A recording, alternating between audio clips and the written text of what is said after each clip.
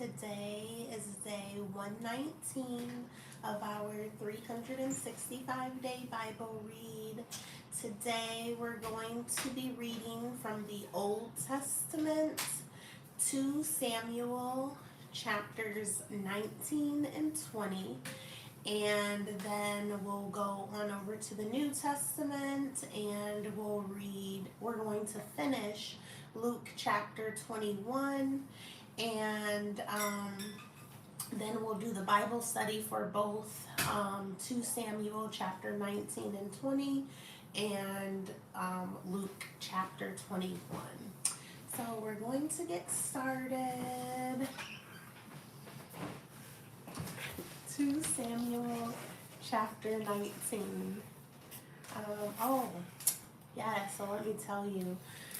So my smell has come back, and also my taste. I can taste and I can smell again. So that is so beautiful because I wasn't able to taste my food, so I didn't even notice like I was eating today, and I'm like, oh my goodness, I can taste it. And then same thing with my smell. I'm like, oh my goodness, I can smell. So the things we take for granted or like that we don't even think about that like we can do. It's just wow. But yeah, so my taste and my smell has come back. But I have noticed I lost weight, which isn't good with me being pregnant. But yes, I have noticed I lost a little bit of weight, but I am eating and I am like drinking fluids and things like that. So me and baby are okay, but yeah, I have lost weight. But okay, we're gonna get started. I was just giving an update on my COVID. I am going to go and take another test next week and see. I don't know how long before it's like gone, stop showing up on the test. Yeah. But I'm going to go and get tested again next week just to see if it's gone. But I am feeling like much better. I was already feeling better. So I feel like I only went through like maybe 2-3 days of like feeling like crap. And but I got through it, but I did not feel good at all. Like it was nothing but God that pulled me through the day because I was like so weak and I had like no strength or anything. So I'm just happy those days are over with. So but yeah, so we're gonna get started though. I'm feeling better and I can smell and I can taste again. So, okay, we're going to get started from the Old Testament, 2 Samuel chapter 19.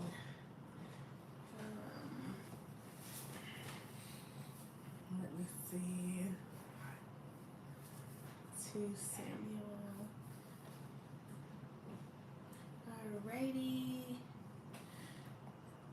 2 Samuel chapter 19. Joab rebukes David. It was told Joab, behold, the king is weeping and mourning for Absalom. So the victory that day was turned into mourning for all the people, for the people heard that day.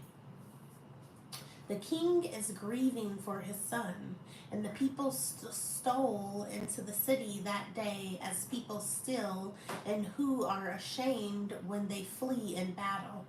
The king covered his face, and the king cried with a loud voice, "O my son Absalom, O Absalom, my son, my son."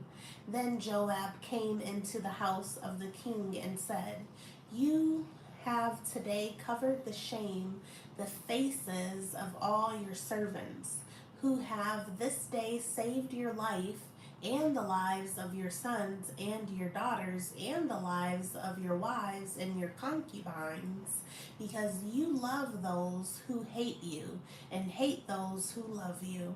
For you have made it clear today that commanders and servants are nothing to you. For today I know that if Absalom were alive and all of us were dead today, then you would be pleased. Now, therefore, arise, go out and speak kindly to your servants. For I swear by the Lord, if you do not go, not a man will stay with you this night. And this will be worse for you than all the evil that has it's behind the couch, um, by the door. Sorry. um, Let me see. Okay, I'll start from here. For you have made it. For you have made it clear today that commanders and servants are nothing to you.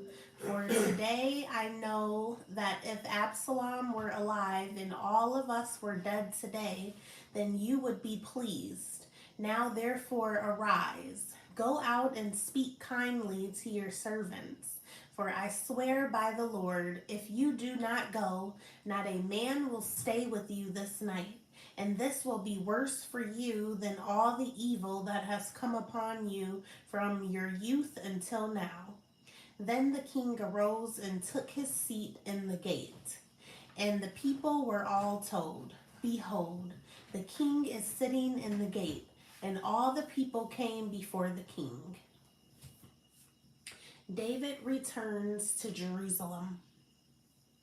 Now, Israel had fled every man to his own home, and all the people were arguing throughout all the tribes of Israel, saying, the king delivered us from the hand of our enemies and saved us from the hand of the Philistines, and now he has fled out of the land from Absalom. But Absalom, who we anointed over us, is dead in battle. Now, therefore, why do you say nothing about bringing the king back?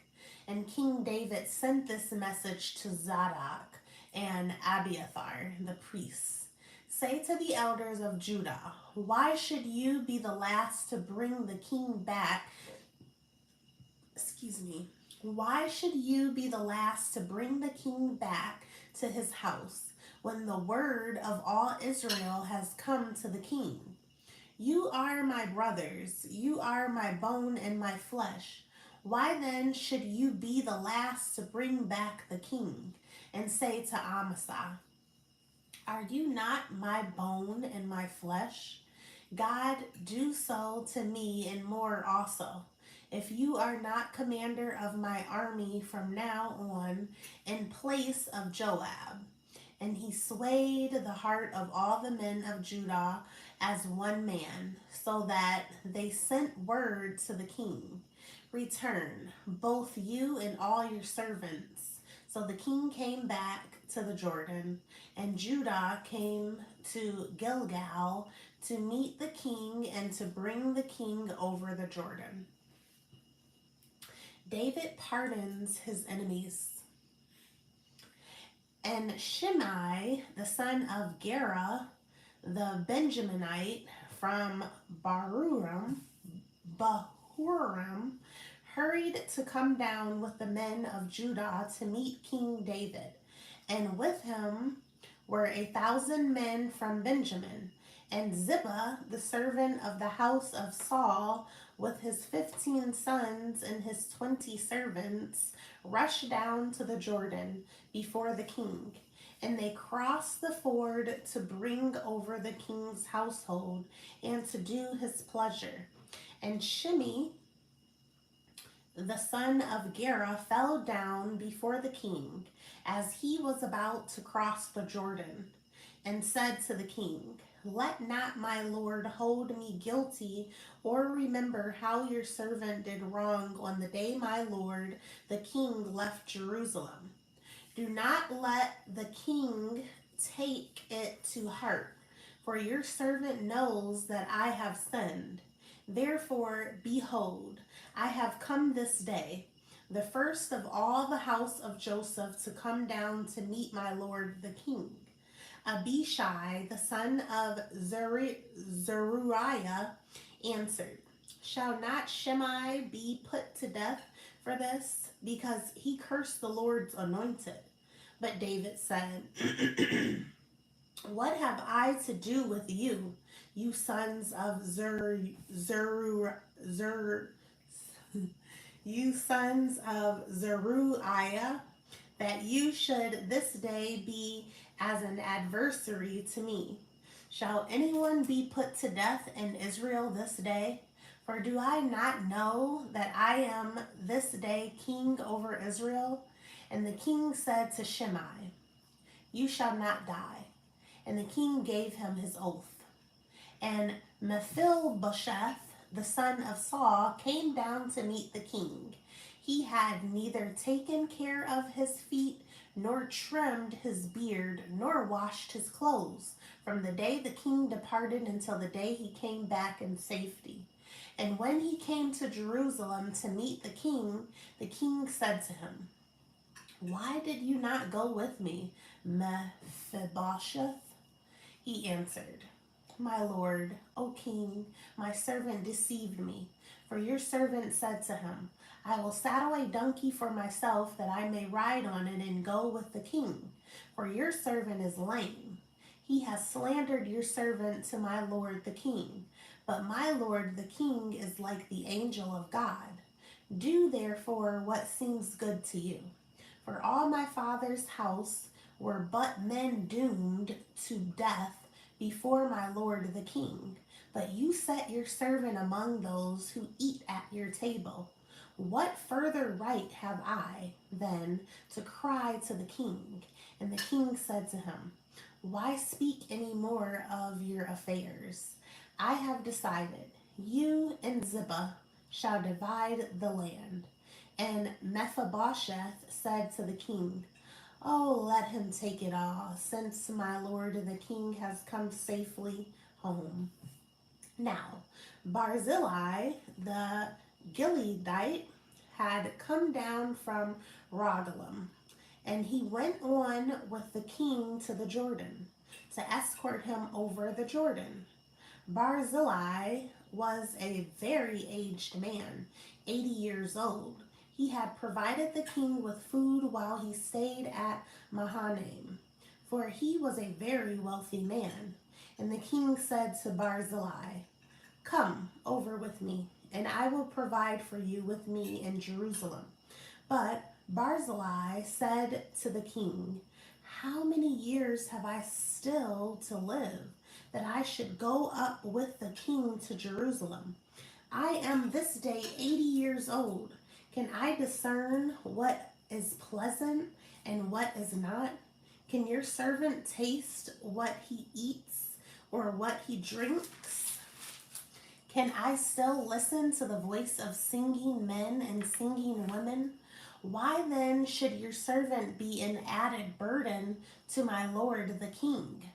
Your servant will go a little way over the Jordan with the king. Why should the king repay me with such a reward? Please, let your servant return, that I may die in my own city near the grave of my father and my mother. But here is your servant Shimei.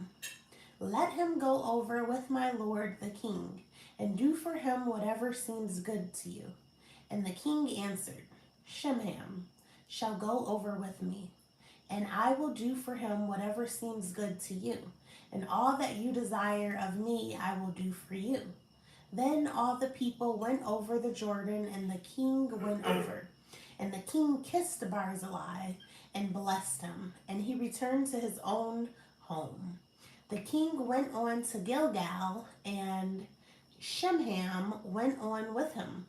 All the people of Judah and also half the people of Israel brought the king on his way. Then all the men of Israel came to the king and said to the king, why have our brothers, the men of Judah, stolen you away and brought the king and his household over the Jordan, and all David's men with him?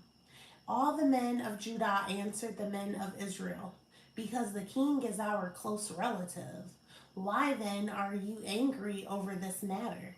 Have we eaten at all at the king's expense? or has he given us any gift? And the men of Israel answered the men of Judah, we have 10 shares in the king, and in David also we have more than you. Why then did you despise us? Were we not the first to speak of bringing back our king? But the words of the men of Judah were fiercer than the words of the men of Israel. All right, so that was 2 Samuel chapter 19. We're now going to do the Bible study for 2 Samuel chapter 19. I just want to see one thing.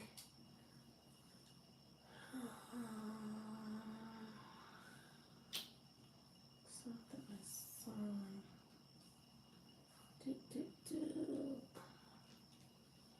What is it?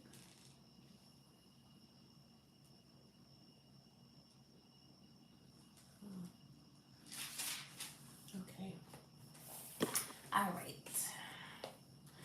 So, 2 Samuel, excuse me, 2 Samuel chapter 19 Bible study. Why did David's men come quietly back into the town? David had turned their victory over the rebellion into mourning for his son Absalom. Who did David make commander of his army in place of Joab?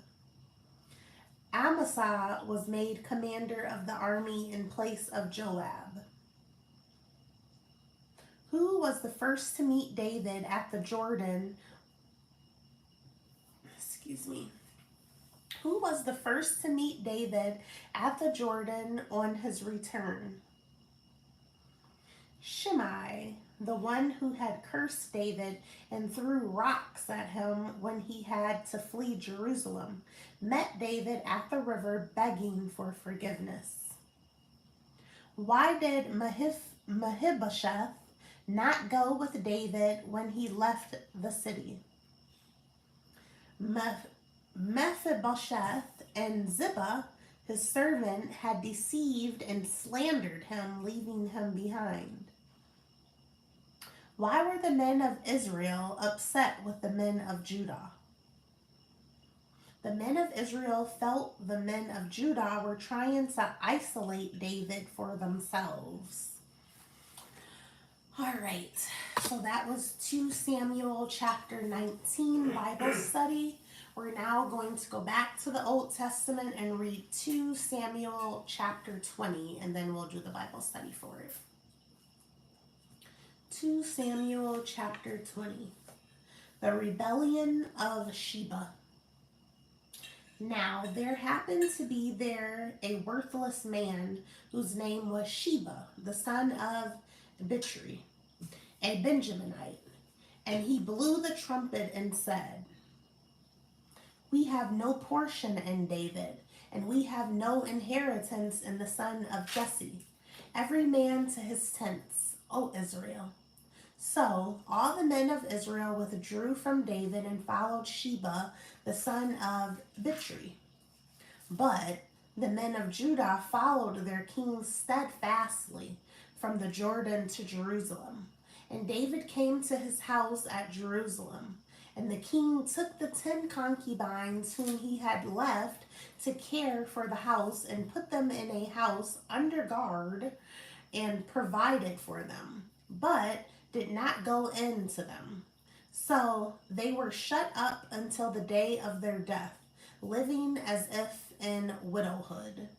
Then the king said to Amasa, call the men of Judah together to me within 3 days, and be here yourself.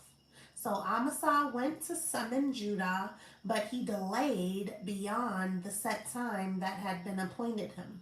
And David said to Abishai, now Sheba, the son of Bichri, will do us more harm than Absalom. Take your Lord's servants and pursue him, lest he get himself to fortified cities and escape from us. And there went out after him Joab's men and the Cherethites, and the Pelethites, and all the mighty men. They went out from Jerusalem to pursue Sheba the son of Bichri. When they were at the great stone that is in Gibeon, Amasa came to meet them. Now Joab was wearing a soldier's garment, and over it was a belt with a sword in his sheath, fastened on his thigh. And as he went forward, it fell out. And Joab said to Amasa, "Is it well with you, my brother?" And Joab took Amasa by the beard with his right hand to kiss him. But Amasa did not observe the sword that was in Joab's hand. So Joab struck him with it in the stomach and spilled the entrails to the ground without striking a second blow, and he died. Then Joab and Abishai, his brother, pursued Sheba, the son of Bichri. And one of Joab's young men took his stand by Amasa and said, "Whoever favors Joab and whoever is for David, let him follow Joab." And Amasa lay wallowing in his blood in the highway. And anyone who came by, seeing him, stopped. And when the man saw that all the people stopped, he carried Amasa out of the highway into the field and threw a garment over him. When he was taken out of the highway, all the people went on after Joab to pursue Sheba, the son of Bichri. And Sheba passed through all the tribes of Israel to Abel of Beth-makkah. And all the Bichrites assembled and followed him in. And all the men who were with Joab came and besieged him in Abel of Beth-makkah. They cast out a mound against the city, and it stood against the rampart. And they were battering the wall to throw it down. Then a wise woman called from the city, "Listen, listen. Tell Joab, 'Come here, that I may speak to you.' And he came near her, and the woman said, 'Are you Joab?' He answered, 'I am.' Then she said to him, 'Listen to the words of your servant.' And he answered, 'I am listening.' Then she said, 'They used to say in former times, let them but ask counsel at Abel, and so they settled a matter. I am one of those who are peaceable and faithful in Israel. You seek to destroy a city that is a mother in Israel. Why will you swallow up the heritage of the Lord?' Joab answered, 'Far be it from me, far be it, that I should swallow up or destroy. That is not true. But a man of the hill country of Ephraim, called Sheba, the son of Bichri, has lifted up his hand against King David. Give up him alone, and I will withdraw from the city.' And the woman said to Joab, 'Behold, his head shall be thrown to you over the wall.' Then the woman went to all the people in her wisdom, and they cut off the head of Sheba, the son of Bichri, and threw it out to Joab. So he blew the trumpet, and they dispersed from the city, every man to his home. And Joab returned to Jerusalem to the king.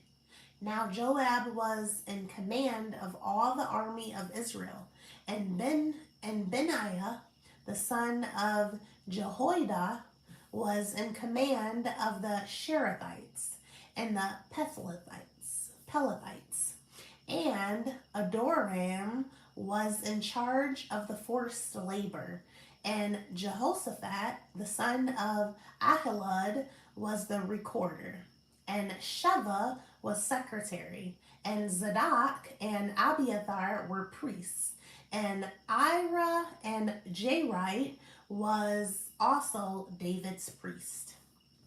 All right, So that was 2 Samuel chapter 20. We're now going to do the Bible study for 2 Samuel chapter 20. Hi everyone who has joined tonight. Okay, 2 Samuel chapter 20 Bible study. Who rebelled against David?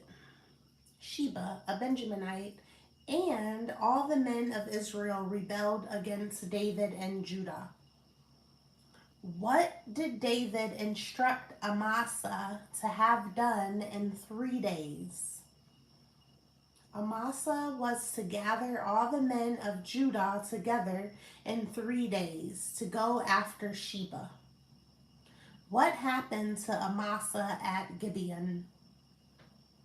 Amasa shows up for the battle against Sheba, but Joab kills him with a sword.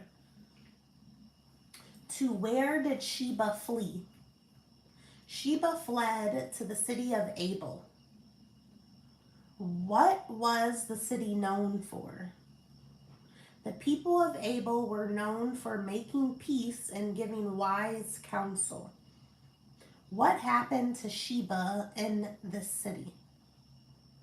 Upon the advice of a wise woman in the city, the people found Sheba, cut off his head, and gave it to Joab. All right, so that was the Bible study for 2 Samuel chapter 20. We're now going on over to the New Testament, and we're going to finish Luke chapter 21 by reading verse 20 through verse 38, I believe. Verse 20 through verse 38, yep. So, all right, so let's get started. Then we'll do the Bible study for Luke chapter 21. Luke chapter 21, verse 20 through 38. And then the Bible study. Okay, so yesterday we stopped at Luke 21, verse 19. So we're just picking back up at verse 20. Jesus foretells destruction of Jerusalem. But when you see Jerusalem surrounded by armies, then know that its desolation has come near. Then those who are in Judah flee to the mountains, and let those who are inside the city depart, and let not those who are out in the country enter it. For these are days of vengeance, to fulfill all that is written. Alas, for women who are pregnant, and for those who are nursing infants in those days. For there will be great distress upon the earth, and wrath against this people. They will fall by the edge of the sword, and by led captive among all nations. And be led captive among all nations. And Jerusalem will be trampled underfoot by the Gentiles, until the times of the Gentiles are fulfilled. The coming of the Son of Man. And there will be signs in sun and moon and stars, and on the earth distress of nations and perplexity, because of the roaring of the sea and the waves, people fainting with fear and with foreboding of what is coming on the world. For the powers of the heavens will be shaken, and then they will see the Son of Man coming in a cloud with power and great glory. Now, when these things begin to take place, straighten up and raise your heads, because your redemption is drawing near. The lesson of the fig tree. And he told them a parable. Look at the fig tree and all the trees. As soon as they come out in leaf, you see for yourselves and know that the summer is already near. So also, when you see these things taking place, you know that the kingdom of God is near. Truly I say to you, This generation will not pass away until all has taken place. Heaven and earth will pass away, but my words will not pass away. Watch yourselves. But watch yourselves, lest your hearts be weighed down with dissipation and drunkenness and cares of this life, and that day come upon you suddenly like a trap. For it will come upon all who dwell on the face of the whole earth. But stay awake at all times, praying that you may have strength to escape all these things that are going to take place, and to stand before the Son of Man. And every day he was teaching in the temple, but at night he went out and lodged on the mount called Olivet. And early in the morning, all the people came to him in the temple to hear him. All right, so that was Luke chapter 21, verse 20 through verse 38. We're now going to do the Bible study for the entire Luke chapter 21 now. All right.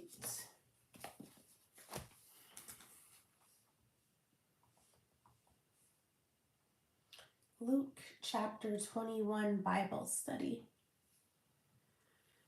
All right. What are the signs of the end time?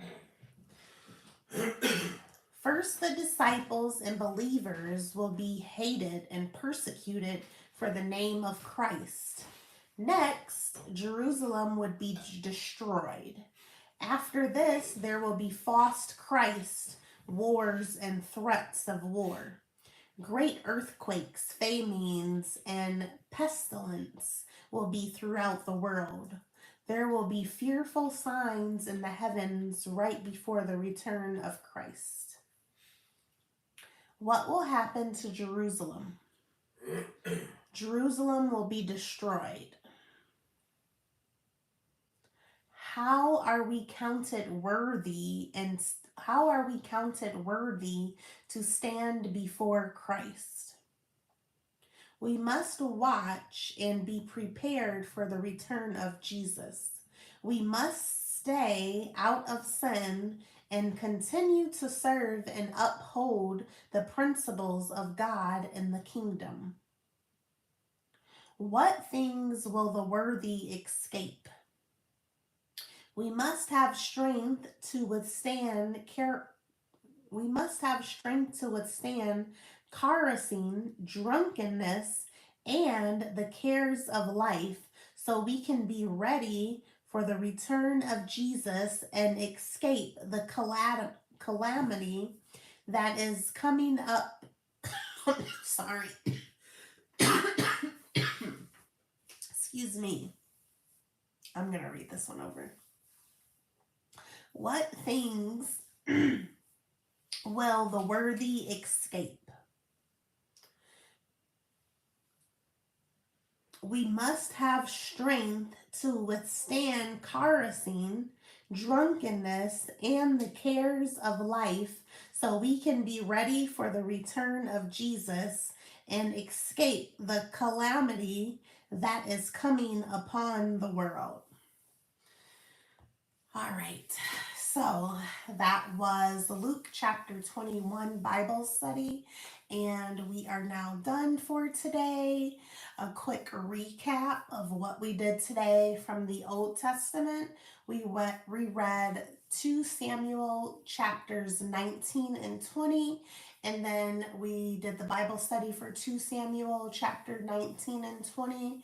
And then we went on over to the New Testament and we finished Luke chapter 21 by reading verse 20 through verse 38. And we just did the Bible study for the entire Luke chapter 21.